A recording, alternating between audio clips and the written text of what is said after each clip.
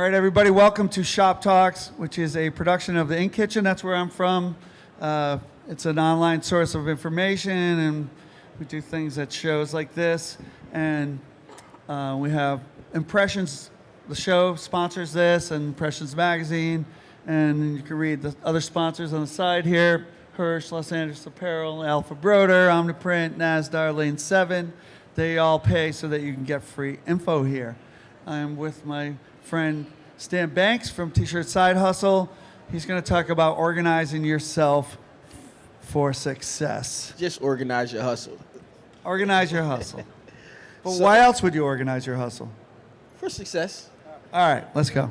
So this is something that I've been working on for the last at least 6 months, like dedicated. I've been kind of like trying to formalize. I help a lot of local businesses. So the stuff I'm going to talk about isn't necessarily only T-shirt oriented, but what it is just life as an entrepreneur. I know a lot of us got into this business just waking up one day and printing a shirt, and next thing you know, we have a T-shirt printing business. I tell people, for myself, before I was ever a photographer, I was just taking photos, but people called me a photographer, right? And then the next thing you know, I'm trying to promote my photography business on a T-shirt, and I was a T-shirt printer at that point. I had never printed a shirt myself, so I kind of... Now you're a professional speaker. I know, it's crazy, right? Thinking back, coming to these shows since 2011 here in Atlantic City, and now I'm speaking at the show. So, like, this is kind of like the testament of what I'm about to talk about. Is about organizing yourself so that you can prepare for where you want to go. So I never had a plan about what it was that I was going to do. I just woke up in that day and I did whatever presented itself to me. All right, so I guess where I start is how many of you guys have an employee outside of yourself? A lot of you guys owner operated. So being owner operated, we know how much money we can make, right? But now let me ask you guys, how many of you guys can tell me how much money you made last month? That's a problem, right? What about last week? A couple more popped up. But again, that's a problem, right? Because if you don't know how much money you're making, how do you know if you're making money at all, right? Like, your expenses, your bills, do you have this stuff written down? So I put this book together, and this is called My Book of Dreams. This one's changed since I no longer screen print full time, right? But we have a separate one for the store. But basically in here is how I keep everything organized on what I wanted to do. So the first page is, everybody's dream is to make $100,000, but do you break that down and do you know what it looks like? Do you divide 100,000 by 12, which is 12 months? And then divide that by weeks, or, basically formalizing the idea of setting a goal. So this talk isn't like a formal, this isn't financial advice or anything like that. It's just about identifying what it is that you want to get and how you can plan to go after it, right? So starting from how much money you want to make, that's obviously the goal. So once you do that, you start with a hustle. How many of you guys have business accounts, or you don't have a business account? Who doesn't have a business account? That's a problem, right? But do you know that something that can simply set you guys up for success is to just have a separate banking account, right? How many times do you go to your business and you pull out $500 or $200 to put into your checking account? So what I recommend people do is to not even get a personal account that's connected to your banking. You want to get one that you can't even transfer money to, because you want to eventually set yourself up to get paid by your business. And what does that look like? Well, if you don't know how to get comfortable on what your living arrangements are, I don't believe that you can prosper. You have to first get past comfortable. And entrepreneurship is something that's become so cool and so sexy across the internet because everybody's in a different location on a beach and having fun. But the day in, day out of what we do is kind of being overlooked, if that makes sense. So having a separate bank account, understanding how much money you make and how much you need to pay yourself. For me, I pay myself every Friday, right? And what I tell people that I mentor about this topic is like, hey, if I go out and every week I'm taking money out of my business account, how does my business ever gain income to prosper? right? If I'm pulling 300 today, tomorrow somebody calls me, my daughter needs $100. It's all coming out of my business, coming out of my business, but I have no record of where this money is going. You look up, by the end of the month, you have no extra money. You robbing Peter to pay Paul. We all start there, but you don't have to stay there. And that's identifying how much it is that you're making. That's actually setting out, even if it's $50 a week, just to start out, right? You got a side hustle out of your house, but this goes a lot bigger into getting your first establishment, right? So most people that I've talked to are looking out to go and get their first rental space or their first facility, their first shop. If you come out of your home business, that $1,000 or $1,500 a month is going to look like you're just giving it away to somebody else. Does that make sense? So what does that actually look like, right? Setting up your pricing. One of the things that I had a problem with coming into this industry was pricing. How do I know how much to charge? So I go to Ryan, for RyanNet, and I download his pricing calculator, and it has all of these numbers in here. I have no idea what that means. You know, your overhead, how many shirts you can put out a month. What else is there? The flash fees, all of these different fees, right? So understanding that how much you charge now needs to be predicated on where you want to be and not what you have right now. So if you guys are operating out of your house, out of your garage, you still should be paying yourself some type of rent or preparing yourself to be able to pay rent. So if you put out 100 shirts a month, just to make the math easy, and you're paying $1,000, that's what, $10 a shirt that goes to the rent? So these are the calculations that I learned over time to figure out where it is that I need to be, but we don't know how many shirts we're gonna put out a month when we start out. Well, this month it might be a 200 shirt job, a 500 shirt job, but next month it might be all ones and twos. You gotta make it make sense because this is all things that are gonna attribute to where you go and your success in your journey.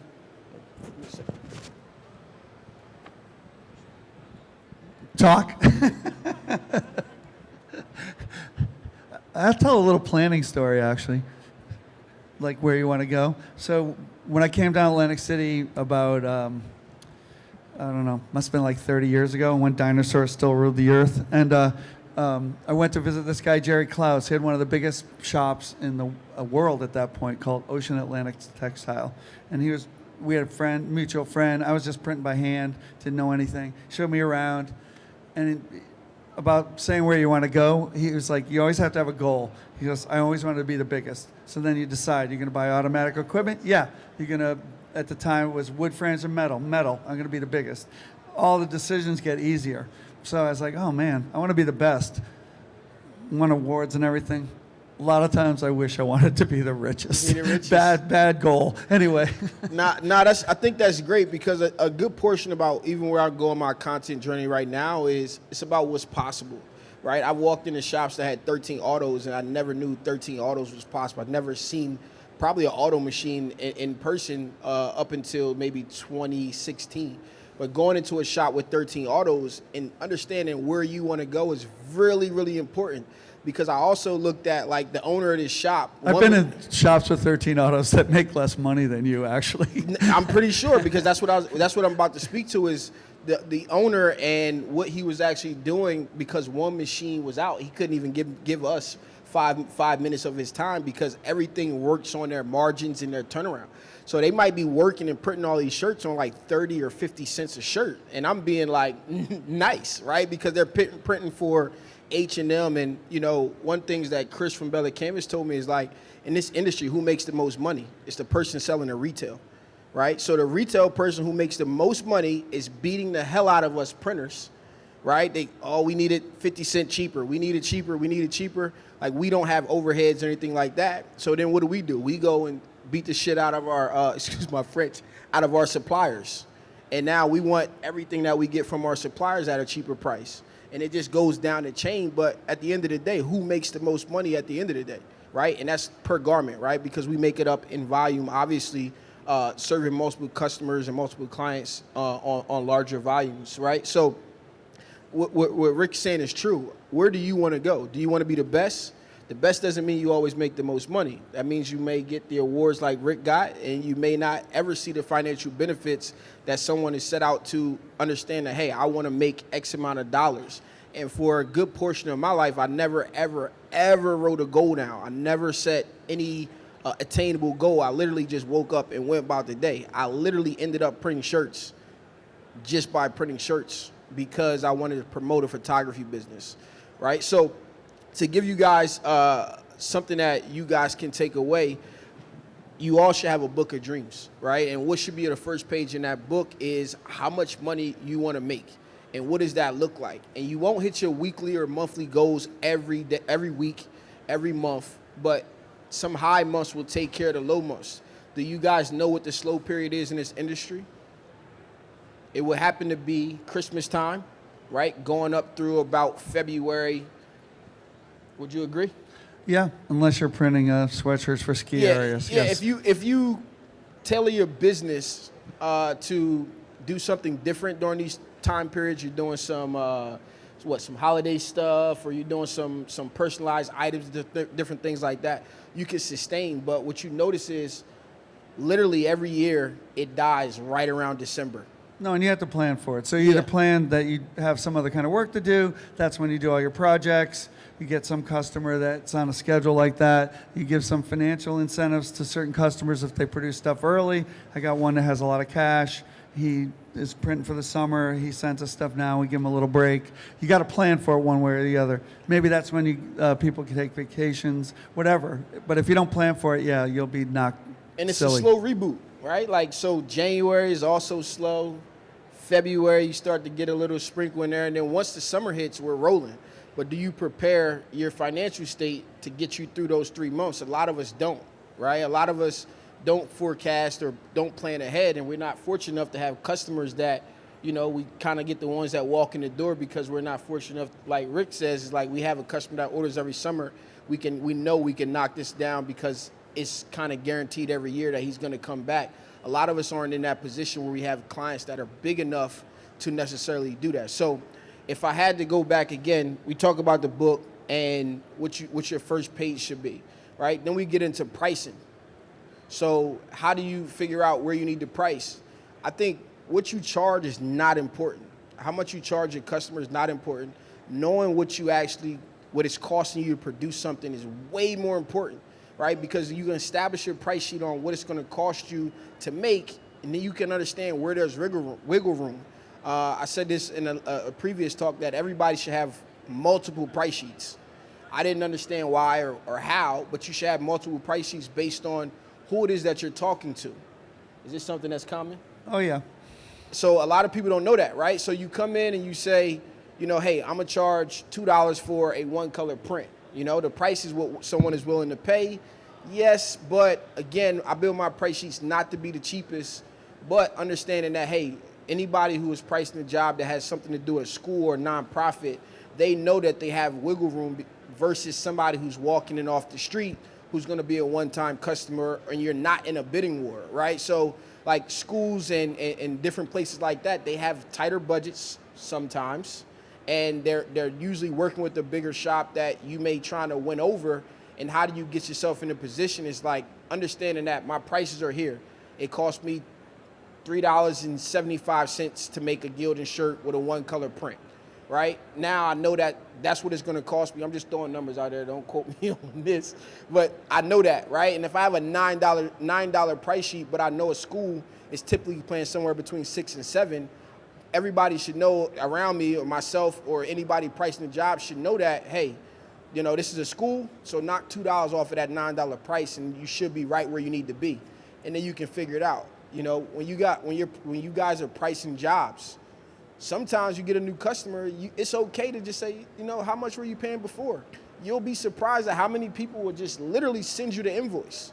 And this industry is about nickels and dimes. It's not about dollars. So you don't have to go in and say, I'm gonna shave $2 off of the price, or I'm per shirt, or I'm gonna take $1 off per shirt. 50 cents, 25 cents, that's it. And I didn't understand this when I first started pricing jobs until, you know, somebody like Rick came across and said, I was like, here's what they're charging me, or here's what they paid before. And I'm like, yeah, I'm gonna knock $1 off everything. No, just 10 cents. 10 cents, that's it? That's when I learned that this industry is built off of nickels and dimes. You know, so if you're able to go ahead and save somebody some money, not thinking about you have to underbid everybody. Literally, you might be able to charge the same exact price, but your presence being in somebody's shop on this specific day and time when they needed it or they didn't think to go call the last guy will get you the job alone. We don't always have to compete on price because we're just going to keep driving the industry down and down and down. I think the worst time is when you give someone a price that you're kind of afraid about, All the time. and then they go, "Does that include the shirt?" No, instantly. The answer should be no, instantly. Now, I think, a lot of times we are afraid to tell somebody pricing. How much? We take a long time to give them a quote.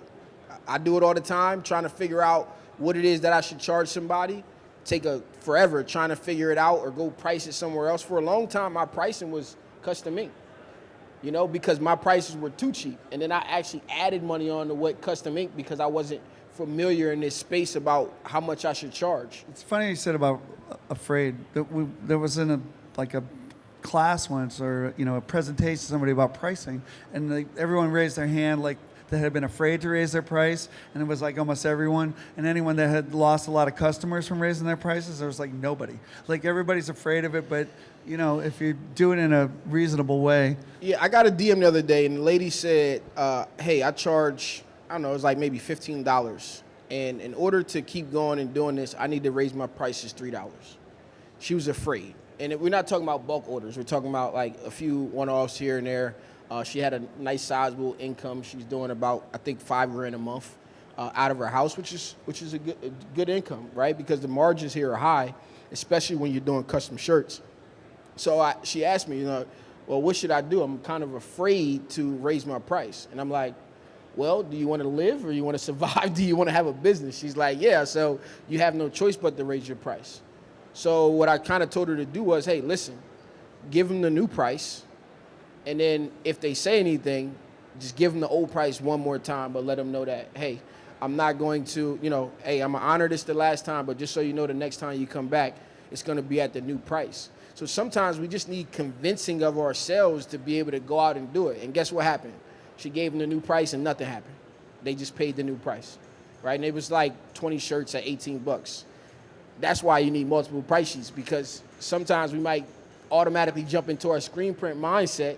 20 shirts, all right, it's gonna cost $9 plus the setup and all of this stuff, but there's people out here every day, and it's not that they're getting over, it's just about the market that you're actually serving and how they're coming to you, right? So multiple price sheets, listening to your conversation, understanding what it is that someone is willing to pay for the job, and not always thinking that you have to come in and have the cheapest price in order to gain business. Because I heard the last time she said sometimes it's just, sometimes you just got to fire your customer. Those customers that are haggling on price are the worst customers, and we know it day in and day out. These are the ones that are going to measure it by the half centimeter. This looks like a half inch too low. This looks like it's too far to the right.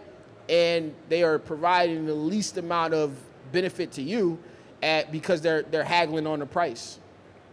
That's funny because I think that anytime I've raised prices on someone, either they pay it or I'm glad they're gone. It's like, doesn't seem to be anything else. Like that's it.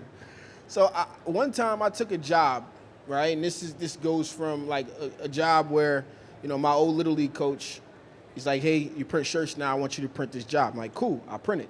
So I gave him a price, it was like $6, right? And he's like, man, that's a little high. And I'm like, high? So how much you normally paying? Quote came back $3.75. I was like, a Gildan shirt was $2.56 at this time. You think about a one color print, you print it yourself, no big deal, right? You make $1 or something per shirt. But I did it because it's my old Little League coach and I wanted a job, fine. But every year I raised the price after that to get back to where I went. I raised it 50 cents every year, that every job that he bought me back until I got back to where I wanted to be. Just because it's not sustainable. You think about $1 a shirt, which is pretty cool. You can do 100 shirts in an hour, one color print, light chart, dark ink, one hit. You can get that in and out very, very quick. But that doesn't mean that's where I want to be for my business. And we can't be afraid to raise our prices. I think we're all in a race to the bottom when all we can compete on is price. That's interesting. You were saying you got to know your cost. So you're not saying you never should give it away. Sometimes you want to get new customers, sometimes it's a friend, whatever it is, but you should know you're doing that, right? You don't fool yourself that you are making money on those. There's other reasons to do stuff, but be clear that that's what you're doing. I want to dictate all of it, right? Like, if I think something is beneficial, then it's up to me and it's not up to the customer, right? Like, literally, you know, if someone comes in, how many times you heard it? Yo, I can give you a lot of exposure. I can do a lot of this. I can do a lot of that. And then nothing happens because we were willing to go ahead and haggle. They never come back for the big order. You know, hey, I want to know how much 100 is, but today I want 2.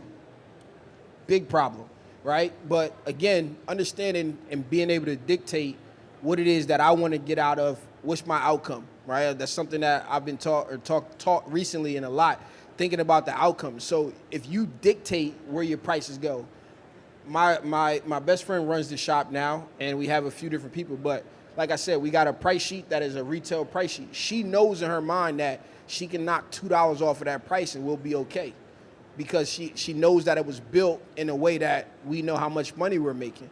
So in the same case of this job, I knew I was only going to profit $1 per shirt. It's like 500 shirts, right? So I'm going to make $500 for, you know, maybe 7 hours of work. It's not a bad day if I'm not busy, right? And this is, again, I'm talking about early on in my process of becoming a printer.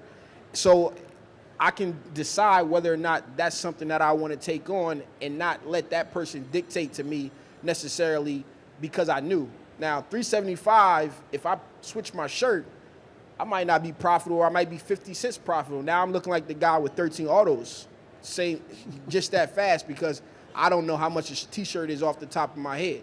I don't know how much money I'm making. I don't know what my profit margins are. I don't know where I have wiggle room at. Like, these are all things that we have to understand and look at in an organization of our whole structure. So how much money do you want to make? How much is it going to cost you to produce this item? Again, a lot of us don't pay ourselves, but if we took ourselves out of the business, we would have to pay somebody to do the work.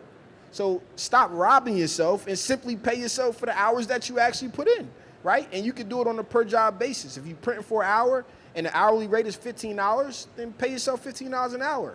Stop going into your business, taking the money out, and just acting like it never happened. That's funny you say that, because I think a lot of times people worry about, like, I don't know, the cost of emulsion or the thread or something like that, because they're not worrying about their time. Like, right? If something saves you time, it's a little harder to get your head around. You can compare prices, like thread costs you a nickel more of a shirt, but if you're embroidering, but it's harder to put a value on your time, right? Yeah, definitely. I think nobody values their time enough, right? Like, if you think about how much a business costs to run, it's like, I'll just say 5 segments. You got customer service, you got shipping and receiving, you got admin, you have sales, just say 5 parts of the business, right? And they're all getting paid $15 an hour. How much is that? $75 an hour. So when I was out on my journey of entrepreneurship, I just said, you know what? I need to charge $75 an hour because I'm doing 5 different jobs, right? You think about, you know, the time that we're talking about really is the printing we always account for, right? Maybe not washing out a screen, maybe not doing some of this stuff, right? Coating the screen or cleaning up. Maybe that's not accounted for. Maybe you include another 30 minutes into your time. But how long did you talk to the customer? How many artwork revisions did you go through? What else is there?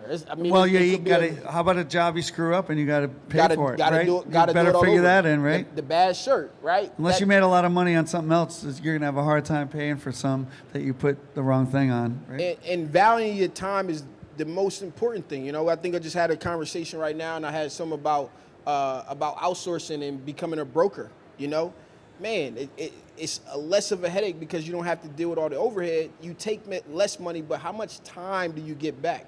Right? When you buy equipment, you should be looking at the time is going to save you more than anything else. The first thing is, how much does it cost? And then we walk away when we hear a price. But how much is it cost you not to have?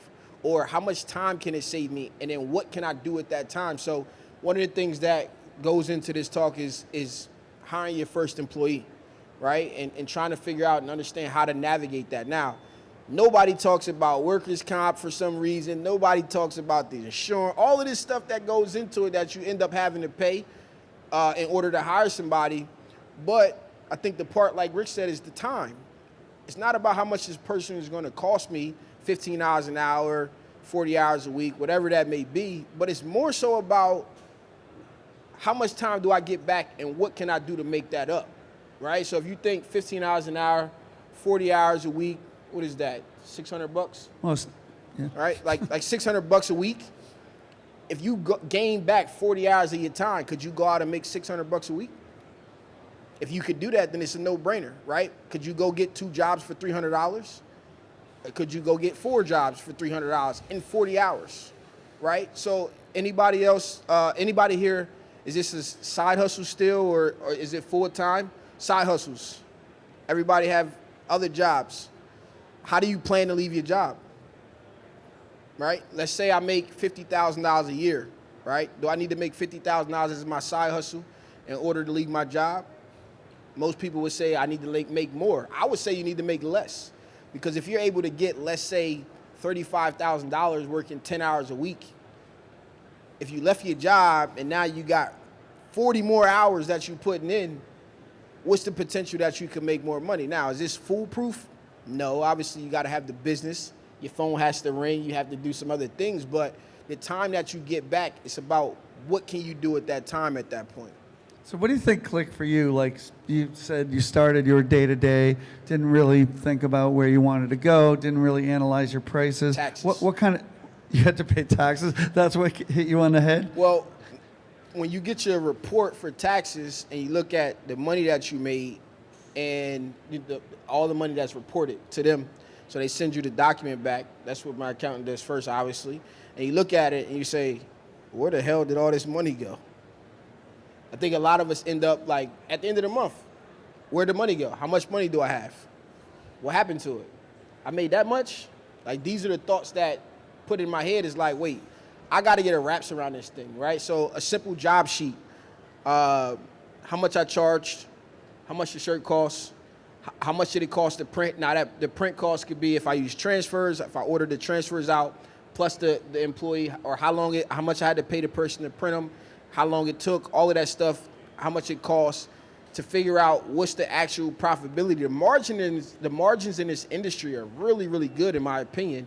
You know, probably if you're not doing high volume stuff, probably somewhere between 40 and 60%, right? What you marking up, if you think about like the shirt and you selling it for $7 or something like that, you end up with a really, really good profit margin in my opinion in this industry if you understand and you look at it and use it right. And if you understand all your costs, right? All of them. Should we go to questions or what? Yeah. All right. Who's got a question for Stan? Everybody knows everything. This is awesome. Ain't that always the case?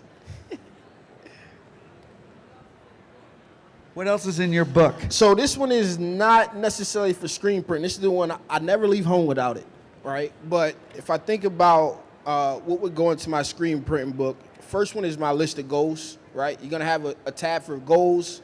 You're gonna have a tab for pricing. You're gonna have a tab for vendors. And then you're gonna also break down each decoration method. So if you're doing embroidery, if you're doing vinyl, if you're doing screen printing, you wanna have and understand, I just said the overall how much money you're making, right? But you wanna be able to break this down. So you want to be able to allocate. If I want to make $100,000, how much of it is going to come from screen printing? How much of it is going to come from embroidery? How much of it is going to come from vinyl? Whatever the different segments are in your business, you want to break all of those down, and then you want to track them and understand where they are at the end of the month or however you decide to track it.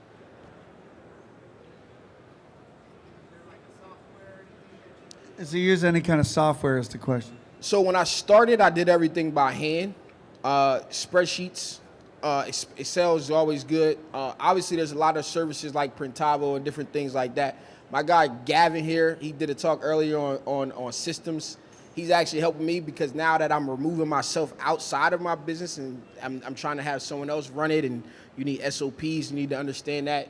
He's definitely a go-to guy with softwares and different things like that, but don't get away from starting with simple pen and paper, right? Like, so I pulled out all of my loose sheets, right? So I had a bunch of sheets in here. I took it out of my bag they kind of go into their tab and they stay in there. But this thing is always changing and forever growing, right? This is only the blueprint. I think what it replaces is today, because all businesses are kind of bootstrapped these days, we forget about the business plan, right? So what this has come for me is this is my business plan of a sort, where I open it, I look at it, I know exactly what my roadmap is, but it's not traditional in the sense of here's my business plan and all of the different segments in it, but they kind of are in here.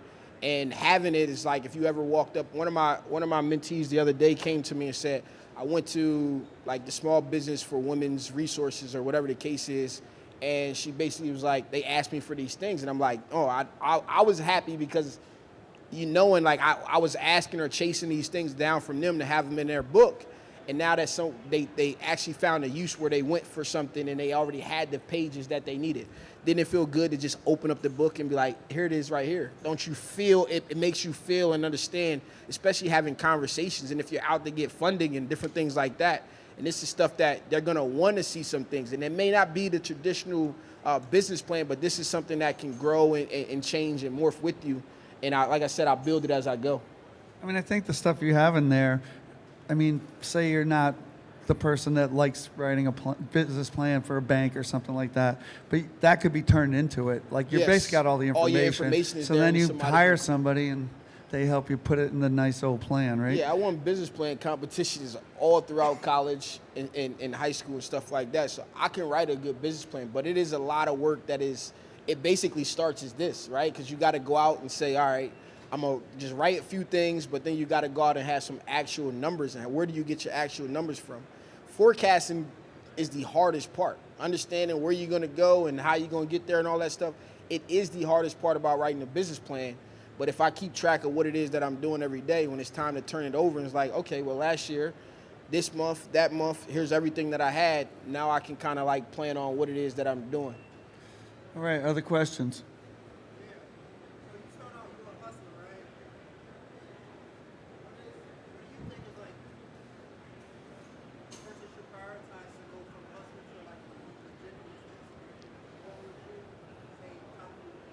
All right, so the question is, you were hustling on the side and then you turned it into a more traditional business.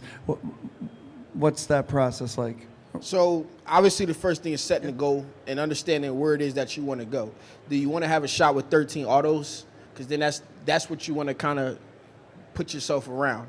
Because now it's like, I want to have 13 autos. Well, how much is the rent going to cost, right? Like the operational cost. How am I going to afford it? How can I get into financing? Then you go out and you'll find that information. So overall, first, having a goal, knowing what you want your shop to look like. Secondly, understanding all of your income. Break it down. Literally break down your income job by job, understanding if it's profitable or not, knowing how much money you're making at the end of every month, because if you know how much money you're making and how much is extra, that'll guide your buying decisions on what it is that you should do next. If I had to say a third thing is have a plan. Have it written down. Have it somewhere that you can refer to. And don't get me wrong. Sometimes I find myself way far left of my plan or way far to the right. But I'll sit back and I'll say, wait, what am I doing? Is this where I'm supposed to be? And it's not. It may be like the best decision. It may change. Like I always reserve the right to change my mind on anything that I talk about, whether it's a company or product. You know, if I find something better or if it falls off, I always reserve the right to change my mind, right? So you may find yourself so far away from your business plan, so far away from your book of dreams, but being able to refer back to it and get yourself back on track is also a good thing to have in place. All right. Other questions?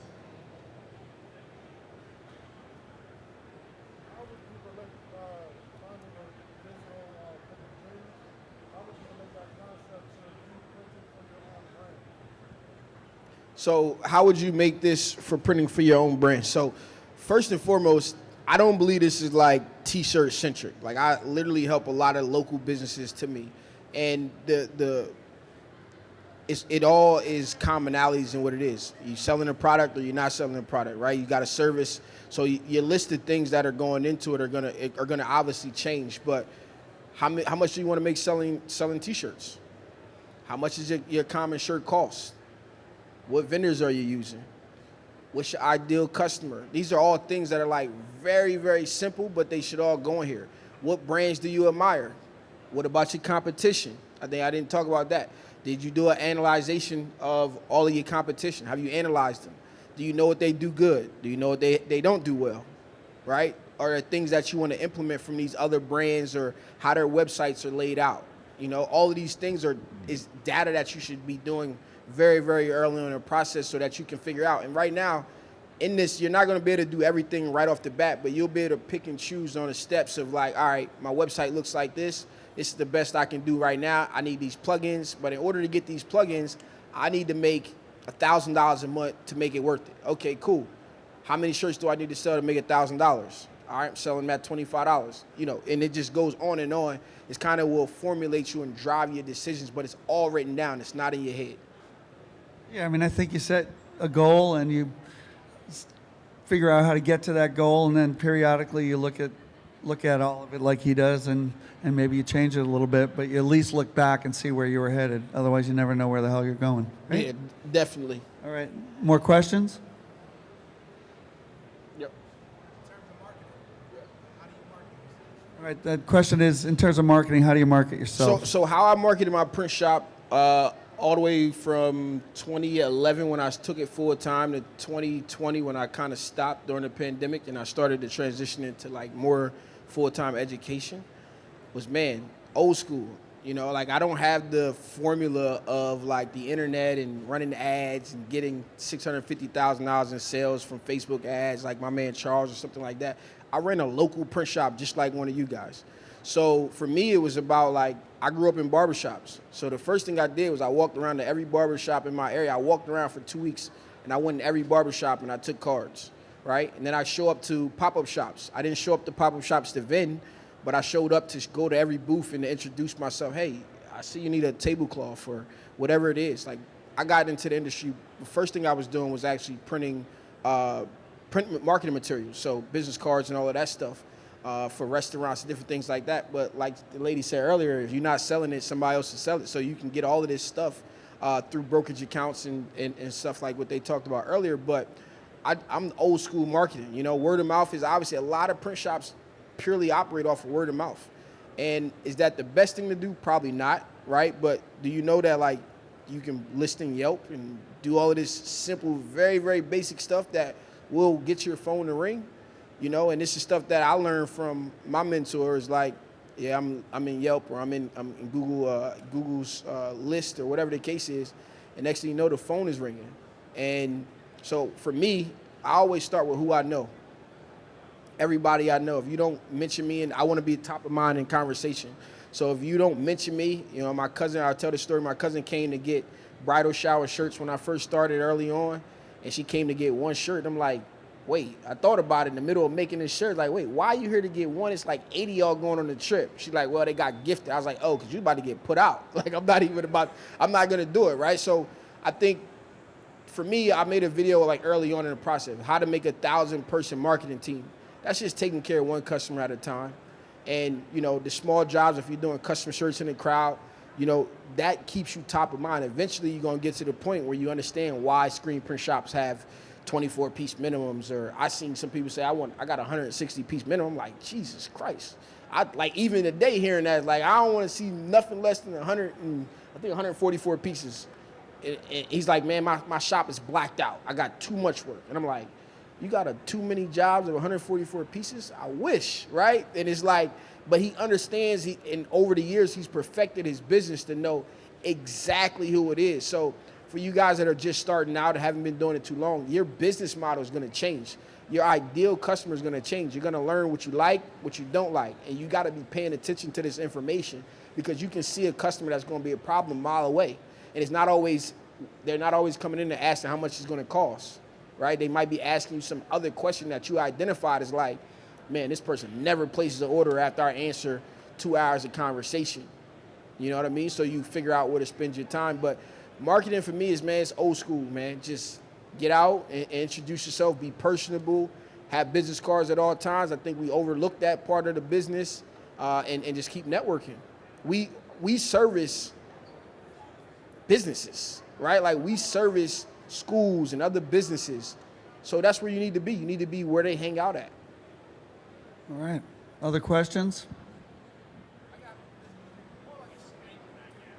Something about like small print shops. I think the important factor that's preventing the financing of it is the inventory.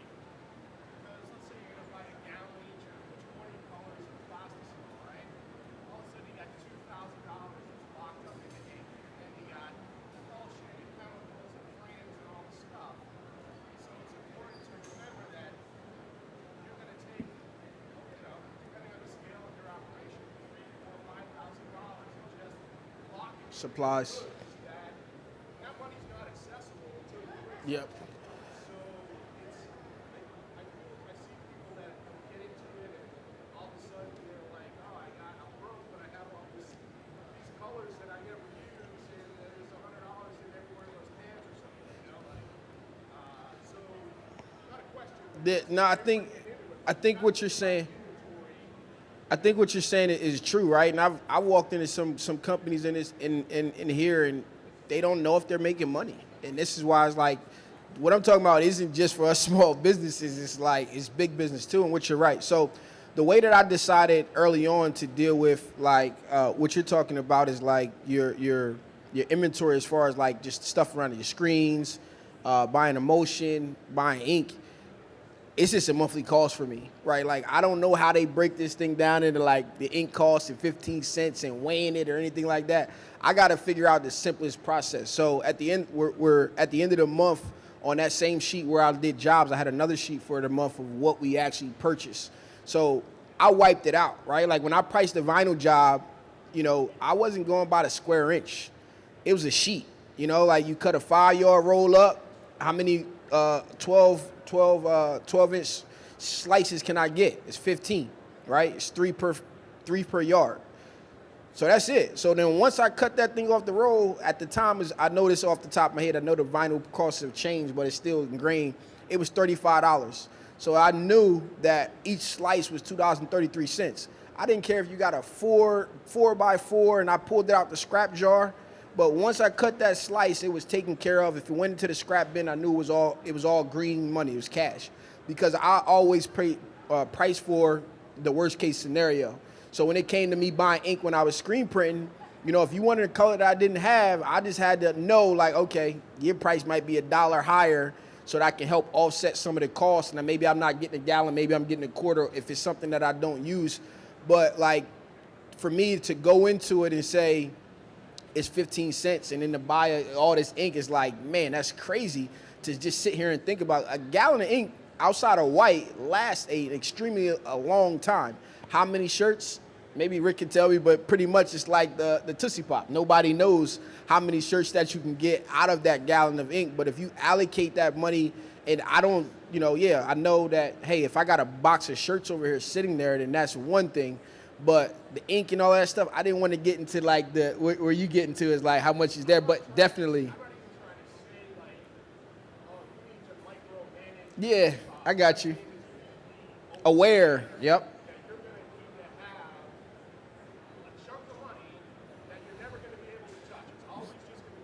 Yep. So the comment is that you're always going to have inventory that you can't even touch. You're never going to turn that into cash. It's actually worse than that, I would say. Say you're going to start a shop and you decide you need 25 gallons of ink.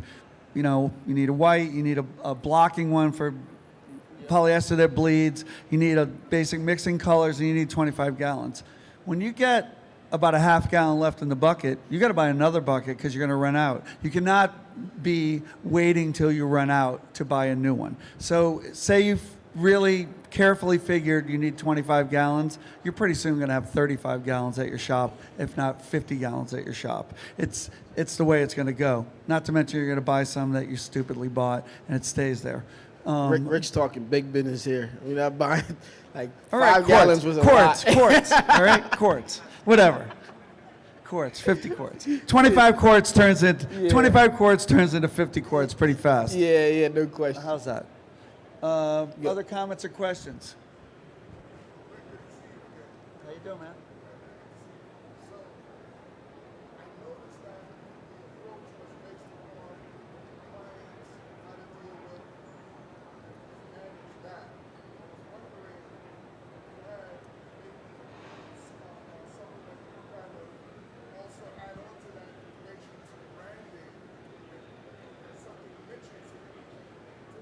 keep.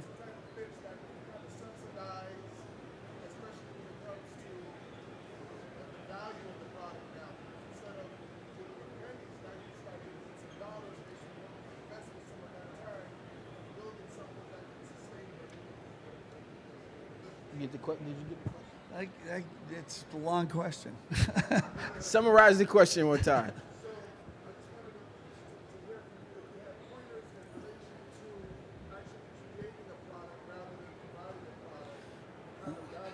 But some more like building a brand or something like that. Yeah, yeah. How do you go from just having to acquire each customer to where you get something more that has a So, little more continuity? That's what I got Yeah, out of the something first like one, that? then it ended it. That's our line of shirts. We had a line of shirts, so we're selling shirts Oh, besides merch. just making shirts for other people. So I think I heard two parts. So the first one is about acquiring new customers. I think it's more important to take care of the customers that you have, like hands down. Like and sell them more stuff. Why do I have to go out and find new customers every time I need money when I have a list of customers that have already purchased, that already need things? And I think what we don't do as small businesses is check in with our customers. You know, every year school time comes around, every year. And if you're not the person to go make that introduction, not August or September, like if you're not making that in June and July and getting yourself prepared, you need to be doing that, right? Paying attention to the data, the numbers, and having some type of database to knowing when somebody ordered and how often and how much and all of that stuff. So taking care of your current customer base. Now, when it goes into branding, go ahead. Oh yeah, I got you. I heard it. I heard that first. All right. So when it goes into creating a brand, I mean, I wrote a book called Niches Bring Riches, and you know, a lot of people try to go out and find, you know, hey, what's the best item for me to sell to somebody? Let me make something up to sell to somebody.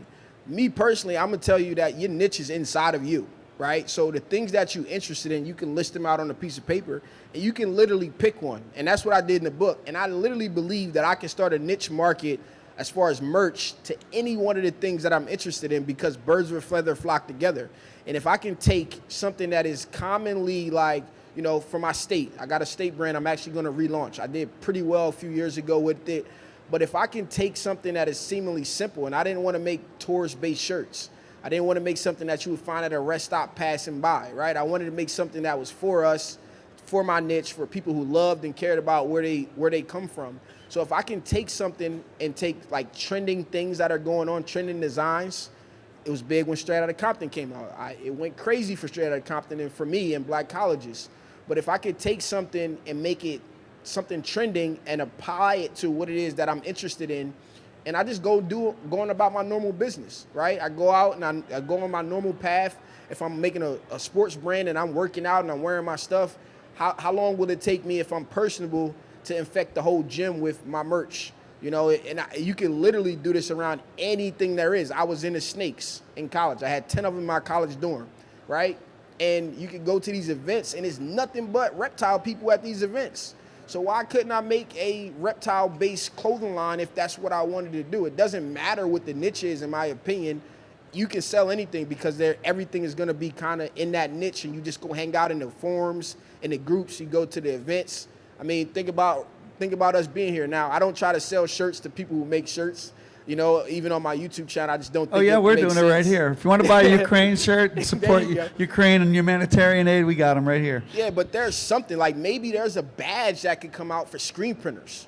Maybe there's a badge that could come out for heat pressers, and maybe we decorate them and we put them on jackets and we show up here and, you know, we know that we're a part of this little community of printers or something like that. Like there's a lot of that stuff going on around, and, you know, and I'm gonna add this to this before we end it. I don't know. We're how much ending time we now, got. that's- So by the way. to add to this, I look at like people around me as sales reps. I print shirts all the time. But if you're interested in something, he's interested in something, she's interested, everybody has an interest. I'm just talking about friends. You guys aren't printers. You guys are my friends. What are you into? Okay, my aunt, she has a sorority. She's like, man, the stuff that we getting is whack. I said, well, tell me what to make and you go sell it.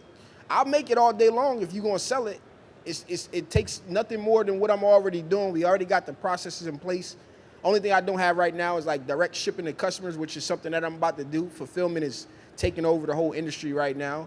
Oh, yeah. Everybody around you could be potential sales reps. And I don't want you to learn how to print. I just want you to go sell it to your friends. Niches, birds of a feather flock together. All right. We got to flock out of here.